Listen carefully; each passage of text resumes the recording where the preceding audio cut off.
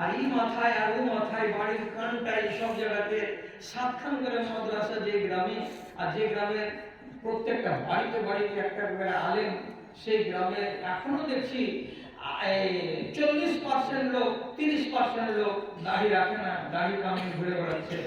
এতে ইজ্জত বেশি আছে নাকি? যদি থাকে তো মনে হয় এখনো টাইম আছে, সালামে ঝুলিয়ে দেবো যা হবে। দাড়ি কাটাতে যদি ইজ্জত বেশি থাকে তো এতে ইজ্জত নাই, এতে ইজ্জত নাই। রাসূল মানা করেছেন বেটি ছেলের স্বভাব ধরতে বেটা ছেলেকে, আর বেটা ছেলেকে মানা করেছেন বেটি ছেলের স্বভাব ধরতে।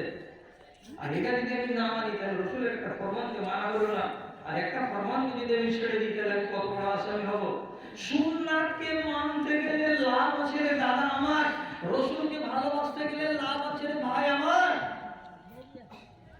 বুখারী শরীফের রিওয়ায়াত তায়েফের মাটিতে রাসূলকে এত করে মানলো যে জারাবুহু জারবান হাত্তা আদমাউহু, রাসূলের গা থেকে রক্তকে ঝরিয়ে দিয়েছিল ওই তায়েফের লোক। দেওয়ার পরে উতবা ও জায়গার বাগানে বসেছিলেন, আঙ্গুরের বাগানে, খেজুরের বাগানে। এইরকম রক্ত ঝরা মানুষটা বসে আছে, হয়তো মরে যাবে এরা ভেবেছে।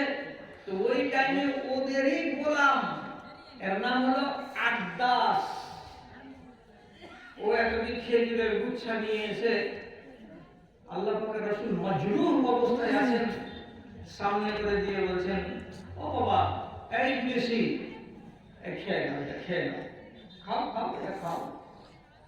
কপাল দিয়ে, ঘাড় দিয়ে, পা দিয়ে যেখান সেখান থেকে রক্ত ঝরছে। আর এত লোকের তাড়া খাওয়া মানুষ, ওই টাইমে এতটি খেজুরের দানা বা এতটি আঙ্গুরের দানা মানুষটার পেটে যদি যায় একটু বল আসবে। রাসূল একটা দানা নিলেন এমনি করে হাতে, আর নেওয়ার পরে বলছেন বিসমিল্লাহ, বাস দানাটা নিয়ে মুখে দিতে গেলেন বিসমিল্লাহ। সাথে সাথে এই চাকর বিদেশি আরবওয়ালাদের জমিনে কাজ করে, ও তখন বলছে হাযিহিল কালিমাতু লা ইয়াকুলুনা আহলু হাযিহিল আরজাতে, এই জমিনের মানুষেরা খাবার আগে এমন কথা বলে না। এখানকার লোক খাওয়ার আগে এই কথাটা বলে না। আমি বলছি আমি তো নিজে প্রথম শুনলাম রে বাবা তোমার মুখ থেকে বিসমিল্লাহ আল্লাহর নামে শুরু করছি, আমরা তো জীবনে বলি না। তুমি তো আজব মানুষ। হ্যাঁ আজব কি, রাসূলের বিসমিল্লাহ বলাতে এক মনের ভেতরে কুটকুটি শুরু হয়ে গেছে। যেটা কে, কি কথা এটা, এই কথা তো বাপ পালনে শুনিনি, এই কথাটা এরকম মিঠা কথা লোকটার মুখ দিয়ে কেন বের হলো, আমাদের দেশের কোন লোক এর আগে কেন বলেনি। বলতে আসে ওর ভেতর থেকে এমনি করে কামড়াচ্ছে। কে কামড়াচ্ছে এটা আপনাকে আন্দাজ করে নিতে হবে যে একে কেউ কামড়াচ্ছে। তারপরে রাসূল খেতে খেতে বলছেন তোমার বাড়ি কোথায়? যে জি আমার বাড়ি নেই না মা। ও সেই ইরাকের নেই না মা জি। তখন রাসূল ওর দিকে মুখ না করে নিজের দিকে মুখ করে বলছে বালাদো আখি ইউনুস, আমার ভাই ইউনুসের দেশ। ইউনুস মানে কি? ইউনুস নবী, নবী ইউনুসের একটা দেশ, সেই দেশের লোক তুমি। যেমনই এই কথাটা বলা, দেশের কাইজাকে যদি মেয়ে লোক দেখতে পাই তো তাও ভালো লাগে। হ্যাঁ এই তো দেশের মানুষ এটা, বুঝলেন? আপনি নাইনামাকে চিনেন, আবার ইউনুস নবীকে চিনেন নাকি? আপনি তো ঠিকই বলছেন ইউনুস নবীর দেশ এটা, আর আমি ওই এলাকারই লোক। তখন রাসূলুল্লাহ বলছেন হুয়া আকি আনা নাবিয়্যুন ওয়া কানা হুয়া নাবিয়্যান, উনি হলেন আমার ভাই এবং উনি ছিলেন নবী এবং আমি হলাম নবী। যখনই রাসূল এই কথাটা বললেন তখন আব্বাসের মতো লোকটা রাসূলকে বলছেন প্রথম কলেমা যখন আপনার মুখ থেকে বেরিয়েছে আমার কান দিয়ে ঢুকেছে, তখনই আমার হৃদয়ের ভেতরে বাসা বানিয়ে নিয়েছে, আর ওই বিসমিল্লাহ কথাটা আমার হৃদয়কে কামড়াতে শুরু করেছে। আজব আজব স্বাদ আমাকে পেতে লেগেছে। পড়ে গেছে বিসমিল্লাহ বিসমিল্লাহ। তারপরে আপনি এতটি কথা বললেন যে ইউনূস নবী আপনার ভাই হলো, আর উনি নবী ছিলেন তো আপনিও নবী। আব্বাসের মতো লোক বলছে আপনার কাছে অনুনয় বিনয় করে বলছি, আমার মালিককে বলিয়েন না, আমি আপনার কাছে এটা ওয়াদা চাচ্ছি, আহাদ চাচ্ছি, আপনি আমার মালিককে বলিয়েন না, আপনাকে আমি নবী বলে শাহাদাত দিচ্ছি। রাসূলের রক্তাক্ত হাত ওই হালাতে ধরে যেমনি এমনি করে হাতে হাত দিয়ে বলছেন কি বলতে হবে। রাসূল বলছেন বেশি কিছু নয়, ওয়া আশহাদু আল্লা ইলাহা ইল্লাল্লাহ ওয়া আশহাদু আন্না মুহাম্মাদান আবদুহু ওয়া রাসূলুহু। এই কথাটা যেমনি বলে দেওয়া আব্বাসের মতো লোক তায়েফের মাটিতে ঈমানের দিক দিয়ে বিসমিল্লাহ করে দিল। তাহলে আব্বাসের মতো মানুষটা ঈমান আনার পথে কোনটা জিনিসকে তার পুঁজি পেল? প্রথমে সুন্নাতটাকেই সে পুঁজি পেল। খাওয়ার আগে আপনাকে বলতে হয় বিসমিল্লাহ। রাসূলের ফেল, রাসূলের ইশারা ইঙ্গিত, রাসূলের যতগুলো কাজ এবং কথা, এগুলো সবই আপনাকে আর আমাকে মানতে হয়। এর প্রতি আপনাকে আর আমাকে মুহাব্বত দেখাতে হয়। এবং এর সাথে তো কোরআন মাজিদ আছে, তাহলে না আপনার ঈমানটা পাকা হলো। কিন্তু আজকের জামানার মুসলমান চাইছে কি কোরআনকে বাদ দিয়ে আর রাসূলের কথাকে বাদ দিয়ে আমরা যদি ঈমানদার হতে পারি তাহলে আমরা ওই ঈমানদার। কোরআন কি বলছে জানি না, তবু আমি ঈমানদার। রাসূলের হাদিস কি বলছে জানি না, তবু আমি ঈমানদার। এইরকম ঈমানদার এই দেশের ভিতরে আছে আর এই দেশের ভিতরে পাওয়া যায় না। এই ঈমান নিয়ে যদি আপনি মরেন তাহলে পরে আপনি কিন্তু কামিয়াব হতে পারবেন না। ভাইজান, আপনাকে আর কত শোনাবো? কোন মানুষ রাসূলের রক্ত খেয়ে নিয়েছে কিসের লোভে? তো বলছে জীবনে আমাকে জাহান্নামের আগুন টাচ করবে না। যদিও হাদিসের ভিতরে কিছু কথা আছে, এতরাজ আছে, অল্প করে আছে, কিন্তু সমর্থনে বেশি কথা আছে। কোন মানুষ রক্ত খেলেও কেন যে আমাকে যেন আগুনে না ছড়ে, যেহেতু রাসূলের রক্ত। আর সেওয়াদ নামে একজন লোক উহুদের যুদ্ধের দিন রাসূল লাইন করছেন তো হাতে ছড়ি নিয়ে, আর ছড়ি নিয়ে একবার এখানে ঢিল করছেন, একবার এখানে করছেন, একবার এখানে একটু করে টাইট করছেন, আর পেটে একটু করে ঠাকাচ্ছেন। এই কোড়াখানা চালাতে চালাতে সেওয়াদ নামের লোকটা পেটে গিয়ে ছুরিটা লাগলো কি লাগলো না, ব্যথা পেল কি পেল না, সে কথা আমি জানি না। কিন্তু লোকটা তার মুখের ভাষাতে বলছে ওয়াল্লাহি আউজাতানি ইয়া রাসূলুল্লাহ, আল্লাহর কসম করে বলছি হে আল্লাহ পাকের রাসূল, আপনি আমাকে অনেকখানি কষ্ট দিলেন। আপনার এই ছুরির আঘাত আমার পেটে গিয়ে লাগলো, আমাকে ব্যথা লাগলো, আমার জানে কষ্ট হলো। যখন এই কথাটা বলা রাসূল কারীম সাল্লাল্লাহু আলাইহি ওয়াসাল্লাম বলেন ইস্তাতিল মিন্নি ইয়া সেওয়াদ, ও সেওয়াদ তোমাকে বলছি এক্ষুনি আমি জামা উঠাচ্ছি, আমি কাপড় উঠাচ্ছি, তুমি আমার পেটে মারো আর মেরে বদলা শুকিয়ে নাও। আমি কোন দেনা পাওনাকে এখানে রেখে যেতে রাজি নই।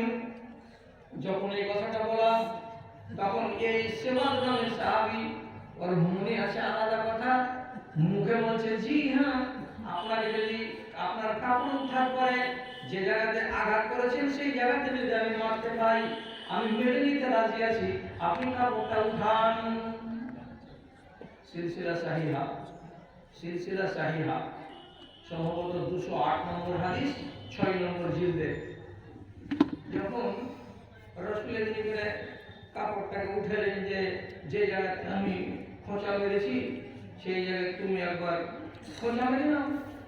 তো খোঁচা মেরে নেওয়ার বাহানা করে এবার কাপড়টা যেমনি উঠেছে ফাহাদালানা বিরাসূলিল্লাহ, সঙ্গে সঙ্গে এই লোক কি করলো রাসূলের কোমরটাকে দুহাত দিয়ে ধরে জড়িয়ে দিল।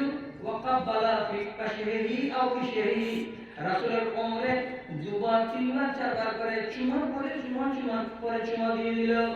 চুমা দেওয়ার পরে কাপড়টাকে ছেড়ে দিল। রাসূল তাজ্জুব বলে গিয়ে তার দিকে তাকিয়ে বলছেন, তুমি আমাকে বললে যে আপনি আমাকে কষ্ট দিয়েছেন ব্যাতের আঘাত দিয়ে, আমি তোমাকে বললাম বদলা চুকিয়ে নাও দুনিয়াতে, তার জন্য আমি কাপড় উঠালাম, তুমি আমার পেটে আঘাত না করে এটা কি করতে শুরু করলে? তখন সে বলছে, ইন্নী আহবাবতু আন ইয়ামসা জিলদি বিজিলদিকা কাইলা ইয়ামসানি নার। আমি আপনাকে মারার নিয়ত করে নিয়ে আল্লাহ পাকের রাসূল আমার নিয়ত করে থেকে আসি, আপনার শরীরে আমার চামড়াখানা যদি ঠেকাতে পারি, আপনার গায়ে যদি আমার গা খানাকে ঠেকাতে পারি, তো আপনার গায়ের উপরে জাহান্নামের আগুন যেমন হারাম, তেমনি নিশ্চয়ই আপনার গাকে ছুঁয়েছে আমার গা, এই জন্য আমার উপরেও যদি আল্লাহ জাহান্নাম হারাম হয়ে যায়, এই আশাতে আপনার গায়ে আমি চুমা লাগালাম, শুধু চুমা লাগালাম। রাসূলের গায়ে চুমা দিয়ে এই ভাগ্যবান মনে মনে ভাবছে কি যেন আল্লাহর আগুন আমাকে না ধরে। আপনি কি ভগবানের লোক এটাই ভাবছেন যে রাসূলকে চুমা দিতে পাইনি তাহলে ওই সুযোগ আমাদের লাগলো না? আরে রাসূলের কথাগুলোকে যদি মান্যতা দিতে পারেন, যদি করে দেখাতে পারেন, তাহলেই তো আপনার কপাল খুলে গেল। 7 মিনিট আগে 7 মিনিট আগে যেটা কথা বলছিলাম, যাদের বয়স আছে তারা দিন সম্বন্ধে ভাবে না, আর এক সাহাবী মরবার টাইম পর্যন্ত শরীয়তকে নিয়ে মরে যাচ্ছে, শরীয়তকে নিয়ে ভেবেই যাচ্ছে। কেমন উদাহরণ দিব, হিসাব দিব। সাবিত আল-বুনানি এক সাহাবী, মরবার টাইম হয়ে গেছে, বেটা বেটি বউ সব গোড়াতে বসে আছে, সবাই মনে মনে ভাবছে মরে যাবে। এইরকম টাইমে বিবিকে বলছে চুপ করো, বেটাকে বলছে চুপ করো, বৌমাকে বলছে চুপ করো, আমার মরার টাইমে আমাকে আমার কাজ করতে দাও। কি কাজ? এবার মরবে, আর 5 মিনিট পরে মানুষটা মরবে। ঠিক এইরকম টাইমে ছেলে পিলার সামনে বিছানে শুয়ে বলছে, তোরা দেখ আমি কি বলছি। তখন তিনি বিছানে পড়ে বলছেন, আল্লাহুম্মা ইন কুনতা আ'তাইতা আহাদান সালাতাহু ফি কবরিহি ফাআতিনিহা।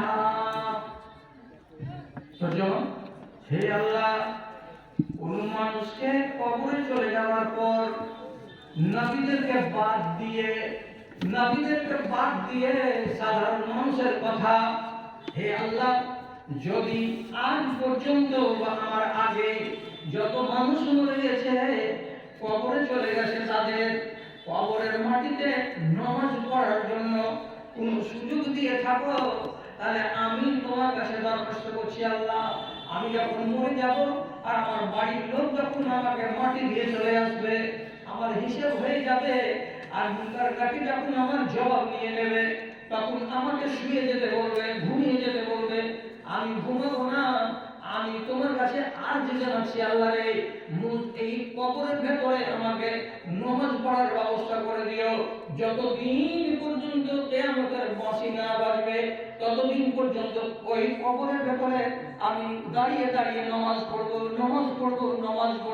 শুধু নামাজ চালাতে থাকবো।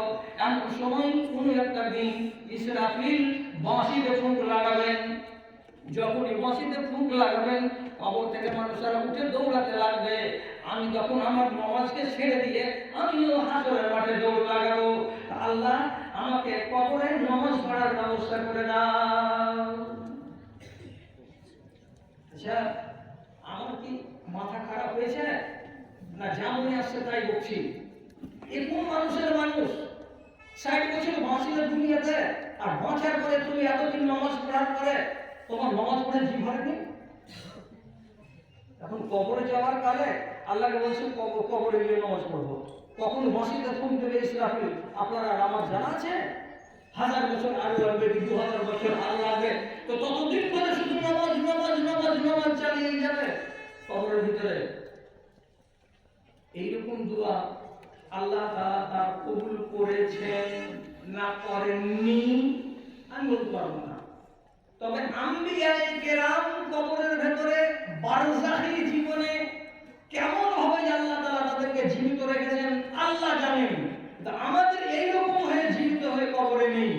এবং রাসূল নিজে বলেছেন, আমি হযরত মূসাকে দেখেছি ইনদাল কাসিবে ইনদা বাইতুল মুকাদ্দাস ওয়া হুয়া কায়িমুন ইউসাল্লি, কবরের ভেতরে আমার ভাই মূসা নবী দাঁড়িয়ে দাঁড়িয়ে নামাজ পড়ছেন। তাই আম্বিয়ায়ে কেরামদের কথাটা আলাদা আর আম পাবলিকের কথাটা আলাদা। আল্লাহ দোয়া কবুল করেছেন না করেননি আমি সেটা জানি না। আপনাকে বুঝাতে চাইছি যে এখন বহুত তবিয়তে আছেন, নামাজকে ধরতে পারছেন না, আর ওরা নামাজ পড়ে পড়ে মরবার দিনও মরার পরে নামাজ পড়তে চাইছে। ইমানের বাটা কত আছে? কোরআন মারা লোক হতে পারলাম কি? আল্লাহ আল্লাহ হতে পারলাম না। এই সে কোরআন দুনিয়ার চোখে জ্বেলেছে জ্ঞানের আলো, এই সে কোরআন দুনিয়ার চোখে জ্বেলেছে জ্ঞানের আলো।